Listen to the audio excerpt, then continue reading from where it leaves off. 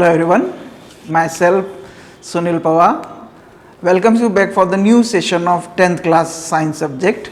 Today we are going to start a new chapter, that is chapter number 15, our environment. Okay, so as you know that in our last two sessions we just completed the 10th chapter of light, right? So now today we are going to start the new chapter, that is our environment. Clear? As you know that the meaning of environment, okay, simply environment is derived from the word that is the envelope like structure, anything who surrounds you. Clear? So in general, when we want to define the environment, then first we should know whatever the surrounding and what is a covering. Clear? So in general, the combination of all the physical and biological conditions affecting the responses of living organism is called environment. Okay, as I told you simply, environment is nothing special, it is just a interaction between the living and non-living thing, or simply you can say that environment is all such things who directly or indirectly influence the living beings and who surrounds them. Okay, so anything who surround them, whether it is physical or biological, okay, but it should be influence the living being. Okay, so it is called its surrounding or environment.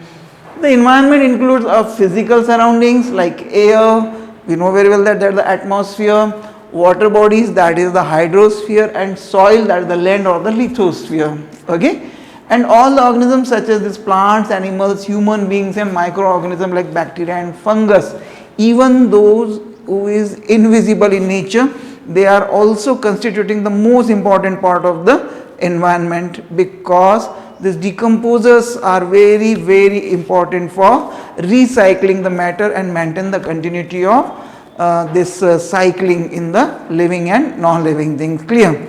So now you know that when we are interacting, when we are fulfilling our different demands and needs, so along with this one, in excess we are also producing waste material. What are the waste material? All such things which is not of our use, which produces during the utilization of the useful things. Okay, so this we are here going to discuss this waste material. Okay, so the waste material produced by the various activities of men and animals are poisonous to some extent and can be divided into two main groups. Okay, so these substances which produces may be harmful, may not be harmful. Okay, it produces but neither it is directly harmful nor useful. Clear? But when they will start to accumulate in large quantity or huge quantity, then they will start to interact and interrupt the other activities. Clear? So on the basis of the nature of this waste material, we categorize them into two categories. First one, that is the biodegradable waste, and second is the non-biodegradable waste. Okay, as it is very clear from the name, biodegradable waste. Three words are there. Waste, you know very well that all such products which produces either as a direct activity or as a byproduct of any important phenomenon or processing. Clear? And if these substances are acted by the living being means what? Especially the microorganism, and they decompose as well, they just dissolve into the simple one, then it is called as biodegradable. That means this substances is actually recycled, decomposes and again bring back to the nature, because of which action? The action of the microbes or the biological action. That's why we call them the biodegradable waste. Okay, just try to learn with the help of this definition. What is it? The substances that are broken down by the biological process are said to be biodegradable. That means simply, if you want to keep any waste material in which group? Biodegradable group, then surely it should be acted by the living beings. Living beings which are the microorganisms. Okay, then one more definition we can consider: the waste which are broken down by the activity of microorganism and enter into the biogeochemical cycle are known as biodegradable waste. You know that these living beings are constituted by the which one thing, organic and inorganic matter, okay, and this entered in this living system through the producers, and producers are intaking it from the surroundings, okay. So it is present in the physical environment, it entered into the living cycle, it just processing through it and again return back to the or gives back to the physical environment. So that's why this cycling is called as biogeochemical cycle, because these chemicals enter from the physical nature to the living system or the living world. It processes through the different tropical level and again send back to the nature. That's why we call it the biogeochemical cycle, okay. Now, so these substances are decomposed through the action of fungi, bacteria and other living organism, okay. What are these one thing? These all belong to the category of the decomposers, okay. And the temperature and sunlight also play an important role in the decomposition of the biodegradable substances, clear. If we just try to find out this one thing, then this food waste material, tree leaves, urine and fecal material, sewage, agricultural residues, paper, wood, cloth, cow dung, this all comes in which category? These all are the biodegradable substances. Why we are calling them? Because by the action of the microbes it can be destructed, okay, or it can be re-divided into their simple component and bring back to the nature. That's why we call them which one thing? That is the biodegradable substances, clear. Now just suppose it we are going to discuss the non-biodegradable substances. As I told you earlier, again the word non-biodegradable waste material or the substances, okay. The category of the waste material which produces and cannot be decomposes by the action of this microbes or living things, that is called as non-biodegradable waste material. And these are the harmful one for the environment and for the nature, because they are not going to change their structure, they are not going to return to their simplest form. Then what happened? As a result, they will start to accumulate in the nature, and their accumulation will responsible for causing disturbance in the cycling of the other content too, clear. So just take a definition, look up this definition. The substances that are not broken down by biological processes, simply the substances which cannot be acted by the microbes, okay, or the waste which cannot be broken down by the enzymes produced by microorganisms into the simpler and harmless products in nature are called non-biodegradable substances, okay. So here one term is also there, that is the enzymes. These enzymes are the biochemicals which is proteinous in nature and produced by the living system only. It is not existing in the nature freely, okay. So now these substances may be in solid, liquid or gaseous form, okay, and these substances are inert and simply persist in the environment for a long time or may harm the various members of the ecosystem, okay.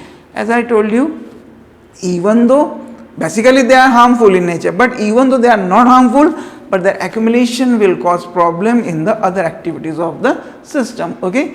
Just take a look at the example, just like this DDT. Just remember this one thing. What is the DDT? It is the artificial substance which made by the human being. It is actually a pesticide, okay.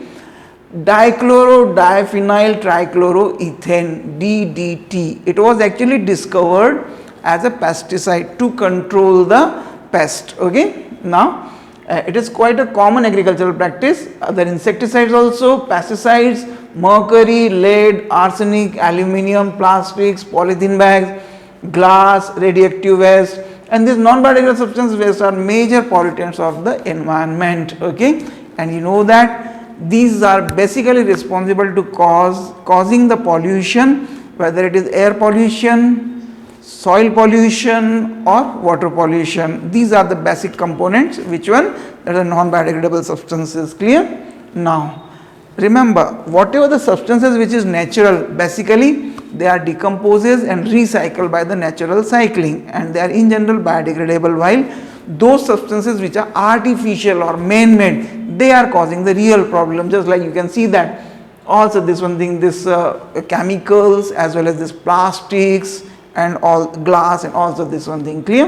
Now then harmful effects of the biodegradable and non-biodegradable substances. So what are this one thing? The waste destroy the natural beauty and our surroundings become dirty.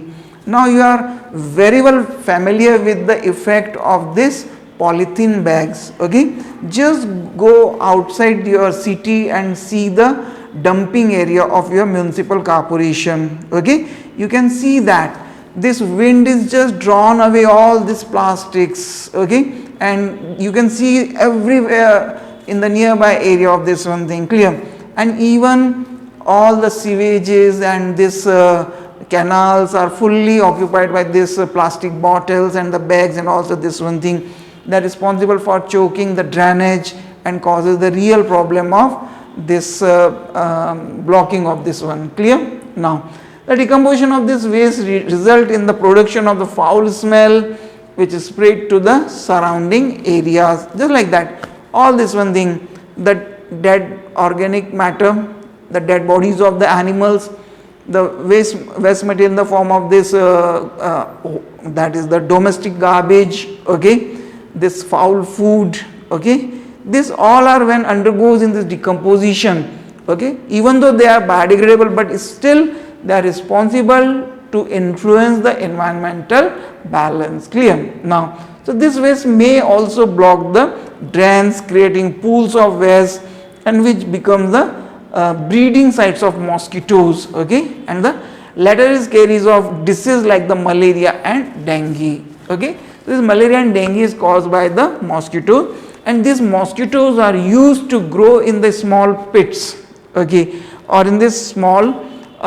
which one thing, that is the deposition of the water, okay, in the nearby areas of the residential areas and these locations, okay, and it is only because of this polluted water, and this something which is giving a very well site for the reproduction of these mosquitoes and this something, clear? Now then here with the help of this tabular form we are going to differentiate between the biodegradable and non-biodegradable substances, clear? So if you observe this biodegradable waste, so the waste that are broken down naturally by the microbial action, that is called as the biodegradable, while the waste that are not broken down by the microbe is called as non-biodegradable, clear? Biodegradation form the harmless and non-poisonous products. Why? See that if even a living the dead living beings things who undergoes in the decomposition, then what happened? It will produce this carbon dioxide, water, and this one thing, clear? So these are also the part of the nature. So okay, they are creating a little bit point of this pollution, but ultimately they are harmless and non-poisonous in nature, while no such action is possible with the help of this non-biodegradable substances. Even they may be poisonous, okay. This biodegradable substances, they releases raw material back to the nature, that means they are participating in the recycling of the nature, while they do not release the raw material during this non-biodegradable substances, clear? Likewise, if you just dig a pit and keep this which one thing, plastic bags or bottles, and just covered it with the help of this soil back, okay, then just left it for years, but still you will find out that there is no destruction of this material, right? Now so they pollute the environment only when they are produced in quantity beyond the capacity of the environment to degrade them, okay, while this non-biodegradable waste pollute the environment even in small quantity, just like that earlier we discussed about the DDT, okay. So very small quantity of DDT may cause this toxic and poisonous effect in the living system, and even it may cause the pollution in the all three, one air, water, and soil pollution, clear? This bioconcentration does not occur, while here the bioconcentration of the biomagnification observed, which is responsible cause the severe impact on the living system, clear? This recycling is possible both naturally or through human efforts, clear? But this recycling is possible only through the human efforts, because it is man-made in nature, so only recycled by the human activities, right? Now then here we are going to discuss the next point, that is the ecosystem, clear? It is related with each other, okay. ecos means nature and system means it means a systematically organized self or automated unit of the different subunits which is responsible to perform a specific function, that is called a system. Clear? And when we talk about the ecosystem, that is nothing special, it is just a systematic interaction between the living and non-living things. Clear? So now here with the help of this one thing we just try to define it. Clear? So what is the ecosystem? An ecosystem is a geographic area where plants, animals and other organisms as well as weather and landscape work together to form a bubble of life. Okay? Simply, the interaction between the living and non-living units, that is called as ecosystem. Ecos means nature. So naturally based arrangement in general, okay, which runs successfully through the interaction between these two one is called as ecosystem. Okay? So an ecosystem is a self-contained unit of living things and their non-living environment. Clear? Just like that, if you observe the ecosystem of a forest, a pond, a lake or a greenland, even the grazing land is also clear. So simply, what is the ecosystem? Ecosystem is a which one thing? A proper interaction between the living and non-living factors, okay, in a geographical area, whether it may be terrestrial or aquatic. Clear? Now, here we are going to discuss the simplest definition for the ecosystem. What is it? It is a community or group of living organisms that live in and interact with each other in a specific environment. Okay? So remember, what is the community? Community is a group of different species who lives in a specific area for a particular period of time in a specific environmental condition, that is called the community. Clear? So this communal interaction of different organisms, okay, in a specific environment. Clear? Now in an ecosystem the energy and matters are continuously exchanged between the living and non-living components. Okay? As you know that to fulfill the basic requirement of the living beings or to sustain life, it is compulsory to fulfill its requirement. So these requirements are fulfilled by the surroundings, okay, in the form of the living substances and non-living things. Clear? So this interaction is properly performed between these two. Okay? Now then what? An ecosystem can be both natural or man-made. Clear? Just like some examples of natural ecosystem is grassland, forest, sea, river, desert, mountain, pond, lake, etc. Okay? And the desert, grassland and mountains represent the terrestrial ecosystem, while the ponds, rivers, lakes and sea represent the aquatic ecosystem. These are water based in nature. And even the artificial ecosystem means what? Where the restricted varieties of the life or the particular biodiversity in a controlled manner is observed, just like the ecosystem which arises in a garden, okay, in agricultural land, crop field, the park or the even the aquarium is also a which one thing? Man-made or what is it? The artificial ecosystem. Clear? Or artificially or man-made pond or man-made lake where the entry and exist of the living being is basically controlled and maintained by the human being. Then it is a which one thing? Man-made ecosystem. Clear? Now just with the help of this chart, flow chart, we can learn this one thing. This ecosystem may be man-made or may be natural. So when we what is the man-made ecosystem? The ecosystem which constructed and governed by the human activities, that is the man-made ecosystem. A good example is the cropland and the aquarium. Clear? While the natural ecosystem is what? Which is basically run and controlled and guided by the nature, by its natural cycling. Clear? It may be of two types, either aquatic ecosystem or the terrestrial ecosystem. Okay, what is the aquatic ecosystem? The interaction between the living and non-living thing is performed in a which medium? That is the liquid medium, okay, or the aquatic habitat. Clear?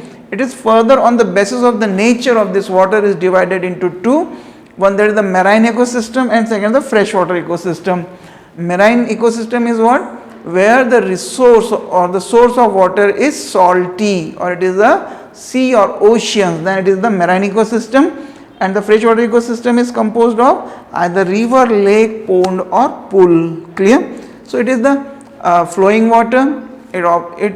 This water is actually obtained either because of the rain or the melting of the water from this mountain or this something. Clear?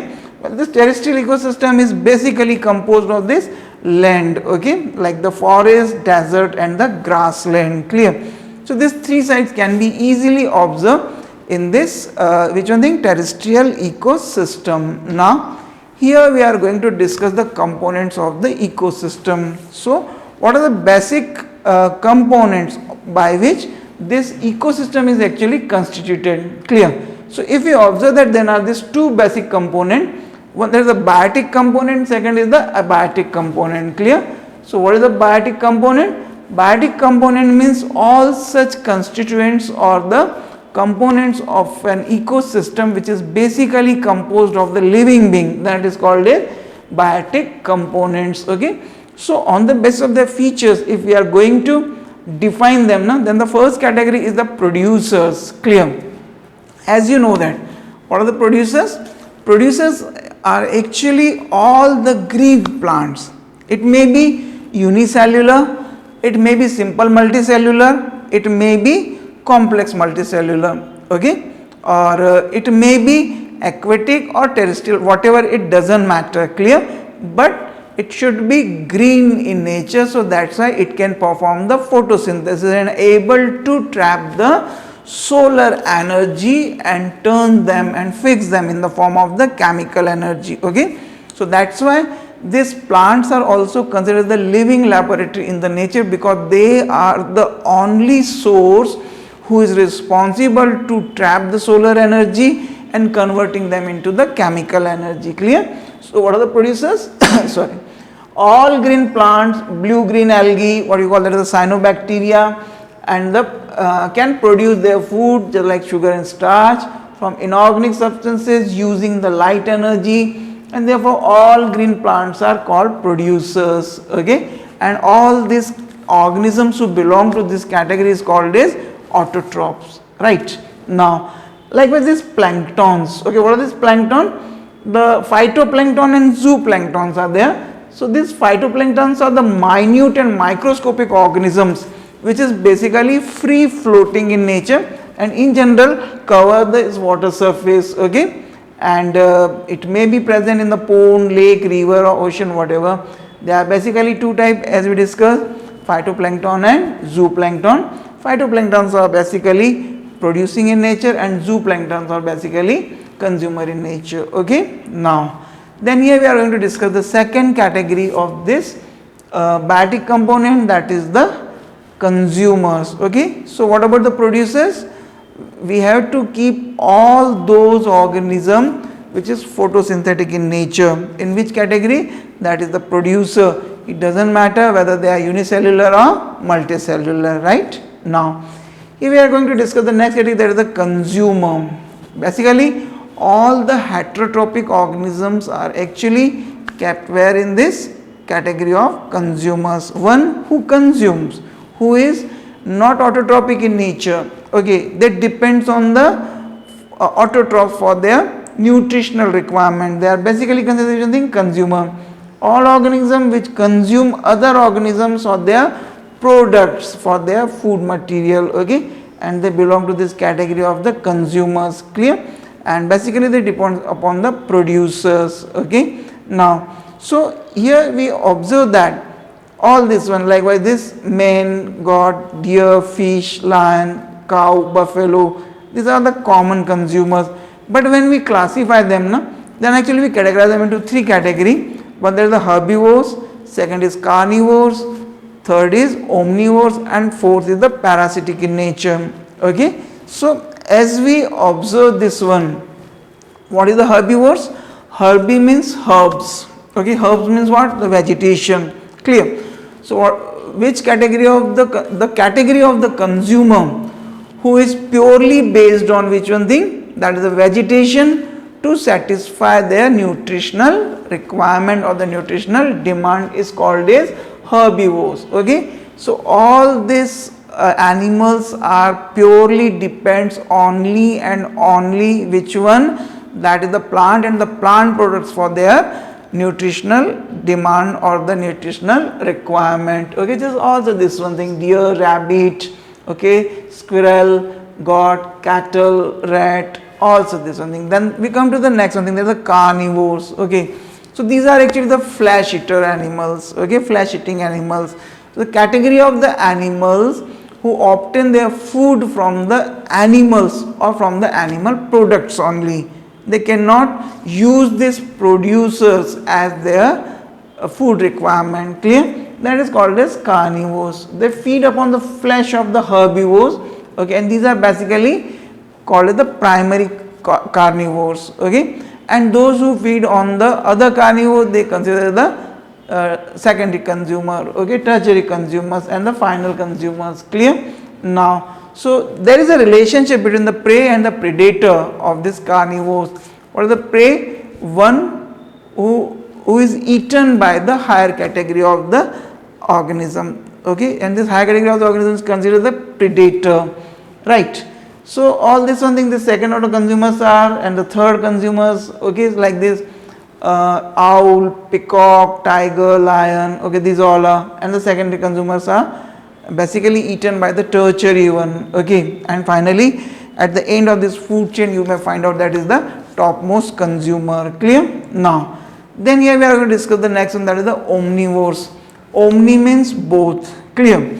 So the category of the consumers who obtain their food from both of the which one thing, herbivores as well as carnivores, or simply you can say that the category of the animals or the consumers who obtain their food from the animal as well as plant products. Okay, or the plant as well as animal products, both. So it is called as omnivores. Just like if you observe the example, then we can easily say that this is the which one thing, the human being is the member of which one thing, omnivores in nature. Even this fox, cat, okay, crow, dog, these all belong to this one thing. Okay, now then here we are going to discuss the next category, that is the decomposers. Okay, so what are the decomposers?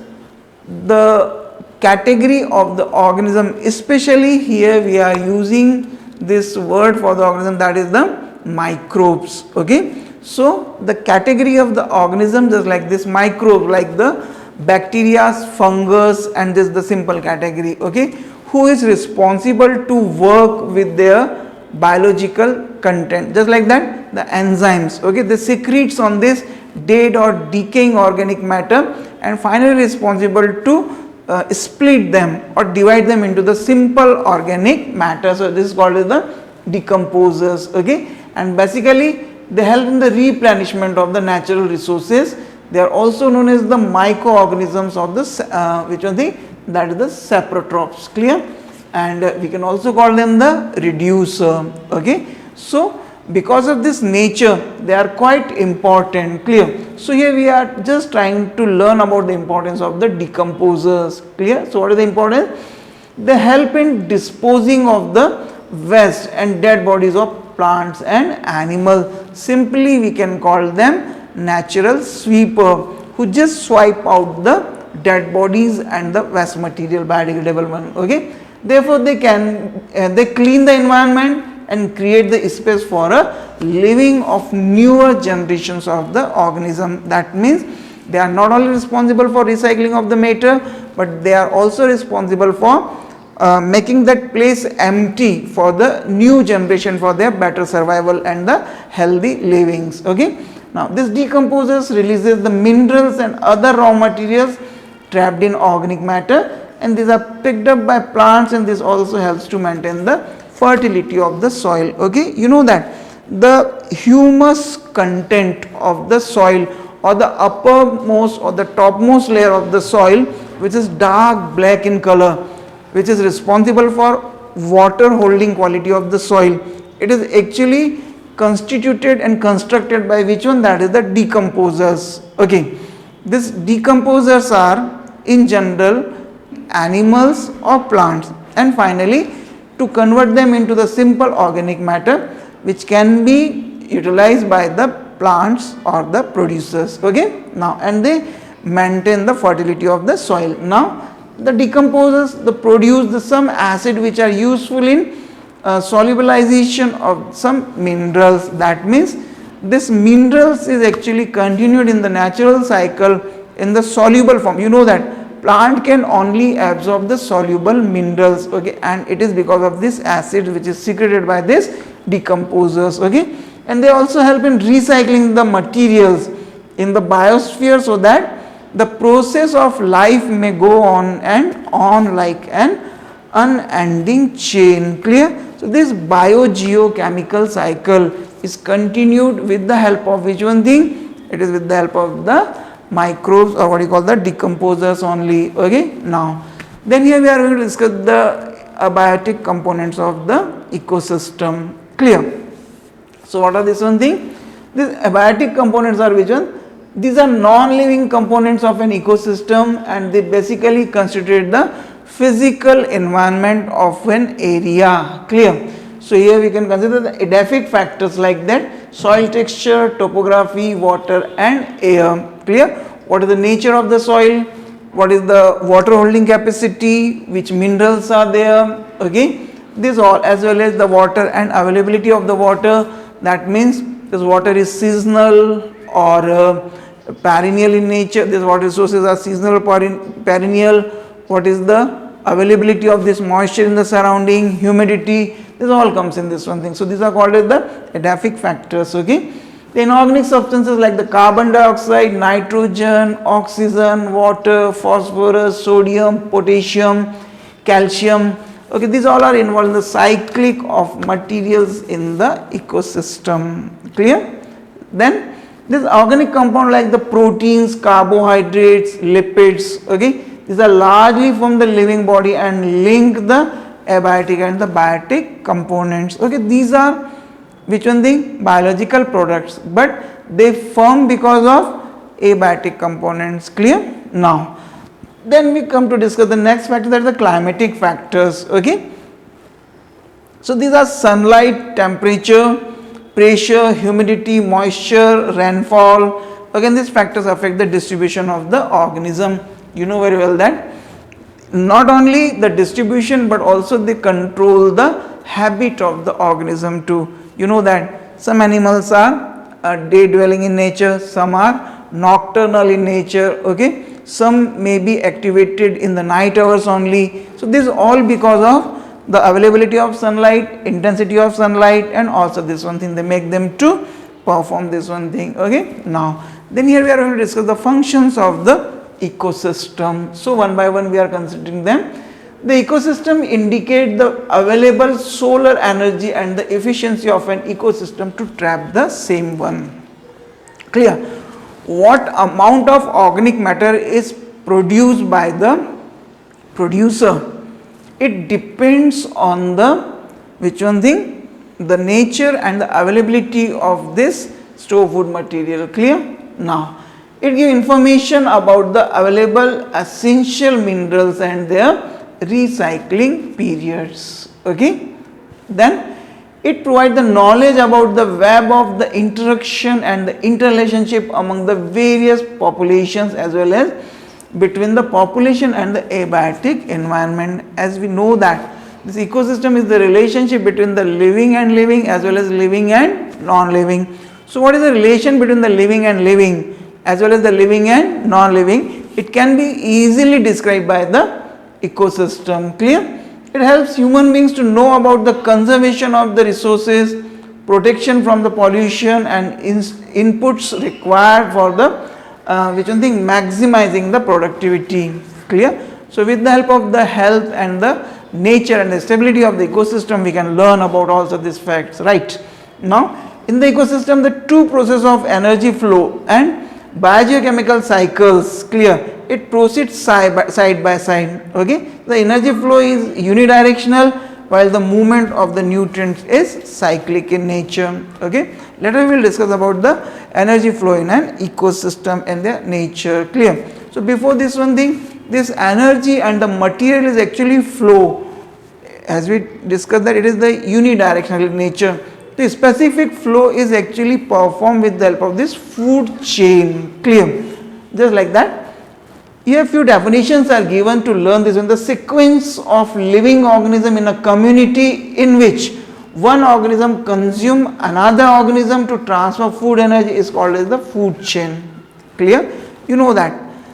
In this nature, there is a complete chain of the organism. Okay, they consume them sequentially. So this sequential arrangement of the organism, okay, in which they will consumed by the others, okay, is called as food chain. Okay, a food chain is unidirectional where transfer of energy takes place in only one direction. Remember this one thing. This is the specific nature of the food chain. It is unidirectional. That means the position of the organism in food chain is always confirmed and fixed. Clear? Now, the food chain is sequential process which represent who eat whom. Okay, this is the most important fact about the food chain. Which organism is eaten by whom? That means who eat whom. It is actually decided by the food chain. That means which organism is placed in which category of the ecosystem. Okay, it will decided by the. Then this food chain refers to an arrangement of the different biotic groups in a sequence of energy transfer. Okay, and these biotic groups are producer, herbivores and carnivores in nature. So like that, if you observe this different three tropical layer like with the grass, deer and lion. Okay, so the position of all these three is fixed.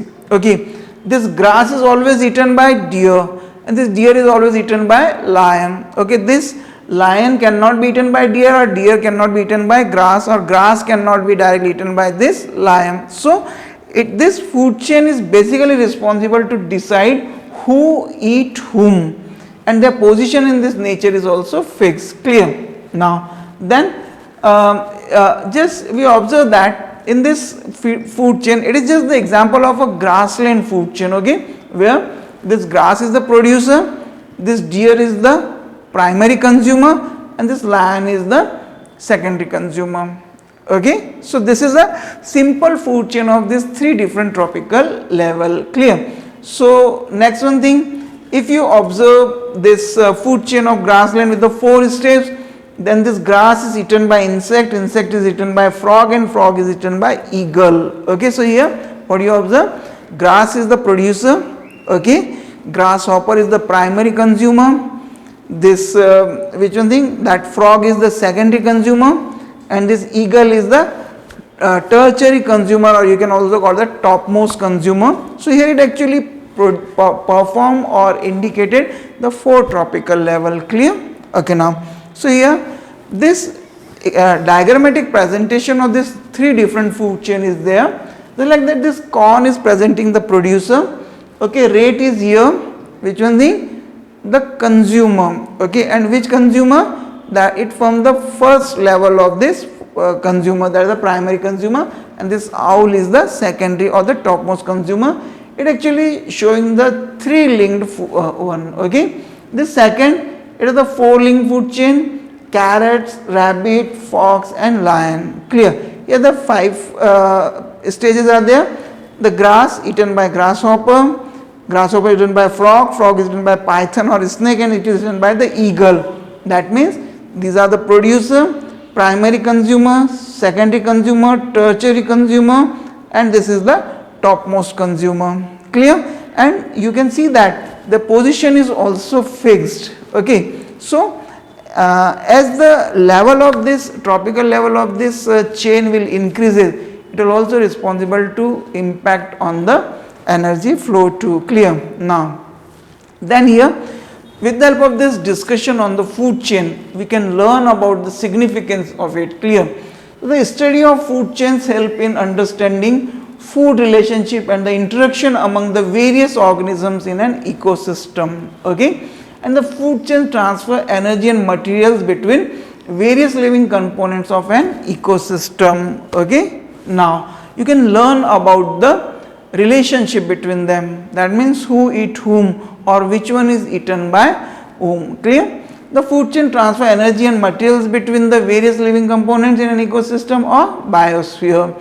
The food chain gives the dynamicity to an ecosystem of biosphere. What is the meaning of dynamicity? That means it shows that this food chain is a dynamic in nature. That means just like that, in the previous example we learned that the different components of a living system, that means the grass is eaten by grasshopper, it is eaten by frog, frog is eaten by snake, snake is eaten by eagle. Okay. So what do you observe? One is eaten by the next one, but this one is also produced. That means even though there is not change in the number of the components, okay, but still it is consumed there. It is already showing the food chain is dynamic in nature. Okay. And the movement of toxic substances like the pesticides, weedicides, these all are just move from one tropical level to next tropical level only because of this food chain. Okay. Now here we are going to discuss the next component, that is the food web. Okay. You know that in any habitat more than one food chains are running, not only parallel but it can be run in the form of a network of the food chain. Clear? It is not a law, or the consumption of the food is not binded by the rules and regulation or the law for the different food chain. Clear? The component of one food chain can be consumed by the other one. Okay. So just here the interconnected food chains operating an ecosystem which establish a network of relationship between various species are called the food web. Okay. Or in a food web, one organism may occupy a position in more than one food chains. Okay. And an organism can obtain its food from different sources and in turn may be eaten up by different types of organisms, just like that. This all belong to which one thing? Producers. Okay. See that this producers is eaten by grasshopper, and this grasshopper, see that this is one chain: producer, primary consumer, secondary consumer, tertiary consumer, and it is the topmost consumer. Clear? But in the next way you can see that this producer is eaten by this consumer, and this consumer is eaten directly by the eagle. Okay. So this 5-step food chain can be turned into the 3 chains. Clear? Now, and here you can see that these all are interrelated. That means this one chain is also related with the second, this one is also related with this one is related with this as well as this one. So what do you observe? They form a web like structure. This different food chain will form an interaction with each other and they form a network like structure. That's why we call it the food web. Okay. So what do you observe? In a food chain, the position of the different component is fixed, but for the different interconnected food chain, the level of this individual is not fixed for this purpose. Okay. So this is the best example of food web. Now here we are going to discuss about the trophic level. Clear? So what is the trophic level? The various steps in the food chain at which the transfer of food, or what is here the energy, takes place called as tropical level. Clear? And there is gradual decrease in the amount of energy transfer from one tropical level to the next tropical level in a food chain. As you know that when the energy is transferred from one to the next one, then somewhat amount of energy is actually lost. Clear? So here this actually pyramidal form is showing the different tropical level. Just like that, the first, second, third and fourth, always first tropical level is composed by autotrophs, or what do you call that is the plants. Clear? The second tropical level is occupied by the primary consumers. Clear? And they form the secondary tropical level. Secondary consumer will form the third tropical level. Tertiary consumer will form the fourth tropical level. Clear? So basically this tropical level is actually showing the amount of energy which transferred from one to the next one thing. And what is simply the tropical level? Tropical level is nothing special it is just the different steps in a food chain where the energy is consumed by the next component. Clear? So now here we are going to discuss the flow of energy. As you know that during the food chain or in a food chain, okay, the food is consumed by the next tropical level. Clear? That means the energy is also transferred from one level to next level. Clear? And as you know that when the energy is flowing in a system or in a chain, then always on the next level the amount will be decreases. That means always the highest of amount of energy is observed where at the first tropical level, that means in the producers, and when it move to the next in tropical level, then somewhat amount of energy will be reduces. Clear? So by observing the specific pattern of this energy transfer, a particular law is actually established by the scientists, and it is called the 10% law of energy consumption or the energy flow. What do you learn from this word? It is simple. Whenever the energy is shifted or transferred from one level to the next level, then only 10% of energy will stored, okay, and nearly 90% amount of energy will release out in the surrounding to perform the different life processes. Okay, so with the help of this example we can learn. Okay, just for an example, this 1000 joule of energy is just coming from the sun. Okay, then remember, out of this one, only 1% of this solar energy is trapped by the producer. Clear? So here, what is the 1%? That is the 10 joule. Okay, sorry, here 100 is written. It is not the 100, it is the 10 joule. Clear? So only 10 joule of energy is stored in the plants. Then later what happened? When this plants is eaten by the herbivores, okay, then what you observe? Again, out of this 10 joule, 1 joule is stored in the primary consumer. That means which one thing? That is the herbivores, and nearly 90% is released out in the surrounding. While when you see the third level, tropical level, fourth tropical level, then what you observe? Only 0.1 joule is there. That means again 10% of 1 joule, that is 0.1 joule, and 0.9 joule is released out in the surrounding. Clear? So what do you observe? This is the energy flow in a tropical level from producer to primary consumer to secondary, and secondary to the topmost one. So what you will observe that according to 10% law, suppose that here is 100 joule in the producers, then 10 joule in the primary consumer, 1 joule in the secondary consumer, and 0.1 joule in the topmost consumer. That means nearly 90 joule is releases in the surrounding here, 9 joule is released in the surrounding here.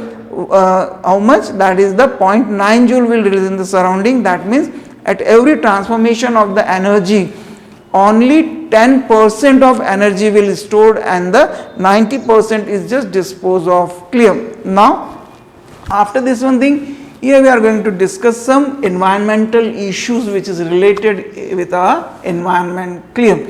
As you know that the human being is basically responsible to influence and alter the conditions of the environment, and it may be problematic for the maintenance of the natural cycling as well as system of the nature. Okay, so here we can see that it is responsible for degradation of a healthy living condition as well as the environmental condition. Just like that, the depletion of the ozone layer, okay, as well as the disposal of the waste material. So here first we are talking about the depletion of the ozone layer. So what is the ozone layer? Okay, just above nearly 12 to 25 kilometers from the earth's surface, exactly the highest density of this ozone layer is in here. What do you observe? Because of the ultraviolet radiation and this temperature, this oxygen molecule is splitted into its atomic form, and then this atomic oxygen is combined with the oxygen molecule and turns into the ozone molecule, that is the O. As we know that the ozone is the very important layer as we talk in this one. Okay, you know that This ozone is actually a protective blanket above nearly 18 to 23 kilometers, and it is basically responsible for trapping the ultraviolet radiation. It doesn't allow to enter in it. Okay, then it is also responsible for protecting the living beings of the earth from the health hazard like the skin cancer, cataract in eyes, weaken the immune system, destruction of the plants. Okay, but what happened? Due to some human activities during last years, it is observed that near the Antarctica area in 1985, it was seen that some nearly 16 square kilometer area is now just dissolved. Okay, and there is a hole is observed. So the gradual dispersion of the ozone, which is responsible for insertion of this ultraviolet radiation in the nature, is called as ozone depletion, and this area is called as ozone hole. Clear? And the basic component is which one thing? That is a chlorofluorocarbon. Okay, it is in general considered as the basic cause. What do you call that? The CFC, chlorofluorocarbon, who is responsible for the degradation as well as causing the depletion of this ozone layer. Okay, so if we want to protect this ozone layer, then this CFC producing substance should be totally banned. Clear? The aerosols, okay, it should be restricted. The deep freezer should be minimized, as well as this spray, the ban on the spray can should be applied. Then only we can protect this one thing. Otherwise, it is responsible to cause the mutation in the genetic material, as well as it is also responsible for destructing the vegetation. This one. Now here we are going to discuss one more impact, that is the biological magnification. What is it? The increase in concentration of harmful chemical substances like pesticides in the body of living organism at each tropical level of a food chain is called as biological magnification. Okay, or what we call the increase in the concentration of the harmful chemicals in the body of an organism per unit its mass at each successive tropical level in a food chain is known as the biological magnification. As you know that an artificial substance like this pesticide or this one is entered in the food chain through the producer and gradually is just shifted from one tropical level to next tropical level, okay, in the form of the consumption of food. Then what happened? The concentration of this entered chemical will increases according to their body mass unit. So this is called as biological magnification, and even this magnification may be responsible for death or even the extinction of some species too. You heard about the mountain eagle, okay, and even you can also see that this traces of this DDT is observed in the milk of the cow also. Okay, so this is only because of the result of which one, the biological magnification. Now here we are going to discuss the garbage disposal. Okay, what is the garbage? The waste material which produces due to the industries or the household activities is called as one thing garbage. Okay, and it's a very large amount is produces in the human day by day activity. Clear? So their accumulation in the nature, okay, is such a big challenge in front of the human beings to manage it. Clear? So its disposal is quite important. So here are some facts which we can learn, that is the incineration. What is it? The burning of waste on high temperature to form ash is called incineration. Clear? And this process is carried out in an incinerator. Okay, and the incineration is used to destroy the household chemical and the biological waste. Simply the destruction of the organic matter with such a higher availability of oxygen at a very high temperature. Okay, so this oxidation will be responsible to destruct them.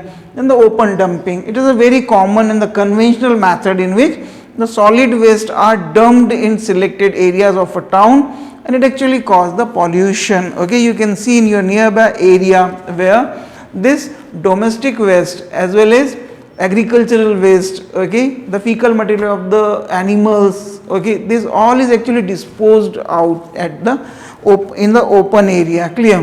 Now then next one, that is the landfillings. What are the landfilling? The waste are dumped in low living areas and are compacted by rolling with the bulldozers. Okay, this valley shaped structures or in the cities or in the outskirts area, the areas which is quite having the low lying areas. Na? So, this all waste is actually dumped there, and with the help of these heavy rollers and the vibrators and these bulldozers, it used to crush and pressurize there along with this one. So, it can be used to fill up that area, that's what is called as the landfillings. Okay. Then the composting. The organic waste are filled into a compost pit that is made up of 2 meter by 1 meter by 1 meter. Okay. It is then covered with a thin layer of soil, and after about 3 months the same garbage filled inside the pit changes into the organic manure. So, it is quite fruitful for the which one thing, that is agricultural land. It is quite helpful for increasing the quality of the soil. Okay. So, this composting should be promoted and managed. Okay. Then next one thing, the recycling. The solid waste is broken down into its constituent simpler materials. Okay. And these materials are then used to make the new items, and even non-biodegradable solid waste like plastic, metals can be recycled. Okay. So, this recycling is quite common now these days with the metals, the papers, the plastic, these all can be recycled. Okay. Then the reuse, a very simple conventional techniques of using an item again and again, just like that the paper can be reused for making the envelopes and this one thing. Okay. So, this is the practice by which the utilized material can be reused. Okay. And you know that it is the best, this 3R is the basic principle of the management. What is this 3R? Reduce, reuse and recycle. Okay. If it is not compulsory, then it should be reduces in its use. Okay. As you know that the conventional sources of energy should be conserved and protected by reducing it. Clear? All these substances like the wood and paper and this one thing, it can be managed by recycling. Okay. And finally, what is the next one thing? That is the reuse, reduce and this one thing. Clear? So, this is all about this chapter. Clear? So, thank you very much for listening and learning. Clear? Just collect the example from your surrounding. Just prepare a list for the different material which you produce as well as it produces in your day-to-day activities. Just collect the example from the nearby industrial areas of the waste material, categorize them into the which one thing, that is a biodegradable and non-biodegradable substance. Just find out the example of the biological magnification in your surrounding. Okay. So, this all will help you to learn and improve your knowledge and basic facts. Okay. So, once again, thank you very much. Keep reading. All the best.